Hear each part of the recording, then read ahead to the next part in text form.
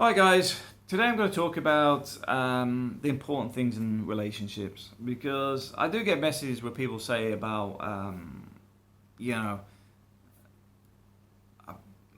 they don't feel confident in how they look, in the sense that women don't find them attractive, they're on minimum wage, they're just average, this sort of stuff. A lot of stuff we see out there in the media is actually incorrect. It's a false thing. They'll portray that everything's looks. Well, let's be honest, if everything was looks, it would be a very vain place to live. Reality is that's untrue. I mean, a lot of this is about sales and marketing, selling face creams, selling whitening soap, selling suntan lotion. Um, it's about marketing and sales. It's driven that way. It's why models look underweight, yet that's shown as the normal. At the same time, trying to sell you weight loss products, vitamins, and everything else.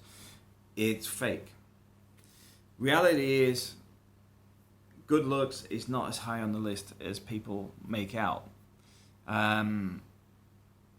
If this was true, why is it people like Mick Jagger, and a lot of photographers that may but not be that handsome, date a lot of models?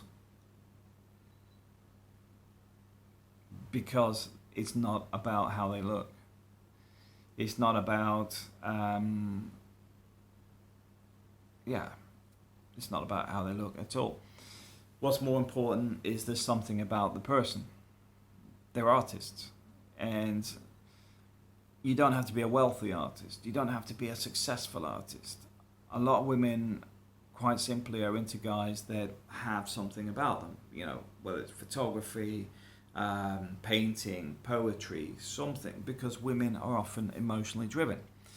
And I will generalize on this video because it's the easiest way of doing it rather than trying to separate it out into about 100 different things. But you will find if there's something about you, women find that attractive. It's why you'll find women with guys because they're a chef or they're a musician in a band or whatever. It's because there's something that connects them.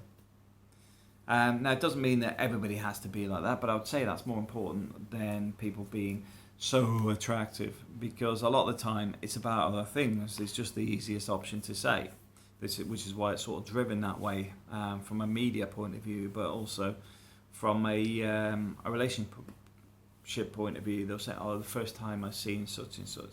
They won't mention, oh, he was in the band, blah, blah, blah. It's often about the look rather than about everything else that actually went on at the same time. One of the most important ones is confidence. Having a confident thing about yourself can drive relationships much more easier than somebody that's telling everybody why not to date them. So if you're in a minimum wage, maybe that's not your plan for the rest of your life. Maybe you're planning on doing something else. Maybe you're doing a college degree. Maybe you're starting your own business, or you're in a band or something else. Do you know what? They will see the minimum wage as just part of getting a means to an end, if it's driven in the right direction. A lot of people are driven by other people's confidence, because if they can see that you're driving something, they will follow that. That's part of leadership. But in relationships, women like confident guys. They generally like confident guys. This thing about clingy guys and stuff that's sort of being pushed around, and they want a guy to be this and guys to be that, and then at the same time I want a man to be a man. Well, they actually want a man to be a man. The other bits and pieces about being in touch with your emotions and stuff like that, it's more to do with in touch with their emotions, because women are more emotional. So having the ability to, you'll hear often that people will say the ability to listen. He never listened to me, that sort of thing. That's normally one of the things you'll hear when people break up. That's just a connection of actually listening in on it, and understanding the relationship or the problems that they're having. But that's That's later on. That's once you've got into a relationship. But you still need the confidence about you to get you to that point in the first place. So take that on board. Have confidence in what you're doing, confidence in who you are, and drive yourself forward. If you haven't got that, have a look at, is there something you can do? Don't draw yourselves negatives out there. Push your positives. So, for example, if you don't feel confident, do something about it. There's plenty of stuff around that can help you with confidence. It could be confidence in speaking, confidence around other people, confidence in large groups. Research it. I mean, YouTube's a fantastic tool for that sort of stuff. But there is solutions to most things. And the hardest bit is identifying it. The hardest bit is doing something about it. Identifying it, a lot of you guys are doing it automatically. You're actually telling me that it's because you're on minimum wage, it's because of this. Minimum wage is not that as important as you're making out. It's not. That's not what makes a difference to a woman getting in a relationship with you. It sounds like you're better off pushing the confidence. It sounds like looking at a progressive path if you actually want to change your life. There's nothing wrong with actually wanting to do that. So I just want to put that out there. Personally, I recommend personal development anyway. Even myself, I'm often looking at new stuff. I've got a college course I'm actually doing at the moment. So don't assume you have to stay where you are. Push yourself forward a bit more. Another one is being detached. Now, detached is not about disappearing off to poker night at the bar every night and all that sort of stuff. Detached is in the sense that you have your own career path. You're very driven in where you want to be and where you're heading, but also have your own hobbies and interests as well. Because if you have the ability to form outside the relationship, it also gives the relationship a bit more breathing space as well. So it has more than one positive function. Also, women like the fact that you're going off to do whatever. It's tied in with the confidence, but also it gives a bit of space and development constantly in the relationship. So I do recommend that's another important one, being detached a bit. Another one is humor. Humor is one of those things that's often undervalued, but women love humor because at the end of the day, women are more emotional, so having a sense of humor is important. I've had a lot of relationships because of my sense of humor, because I do laugh at stuff and I do things which I can't really discuss on here, but there is some humorous stuff that like even in the workplace where you can find a bit of humor in there, or something's got a double meaning or something. It helps get through the day. But in relationships, women often appreciate that as well. They'll often find it, that you're funny to be around. And if you're funny to be around, guess what? You're making somebody happy. If you're making somebody happy, they're constantly remembering, I feel happy around this person. I'm happy, I look forward to see them again. That's humor. Humor's got a very high value. Now, women also like to be challenged. Now, I'm not going to get into this too much in how to challenge a woman or because it's enough of material for another video. But they need to feel that the relationship's not stagnating. They need to feel that there's something going on that's getting them out of the mundane stuff, because let's face it, life can become very stagnant very easily if you get into routines, because one of the things you have as a guy, guys often are quite happy to do things that are routine and methodical. It's the same stuff every day. Guys are more content with that than a lot of women are. So it's important to keep things interesting and challenging. But I'll do another video on that because it is a broad subject. And the other thing is to be very intimate. And relationships often thrive around the sexual connection. Women like to be, well, they like dirty sexual relationships. It's, I don't, yeah, I mean, it's not something a woman will often admit, but they like to be challenged. They like to do different things. They like to experience things. They like something that's a little bit more on edge and stuff, yet won't admit it.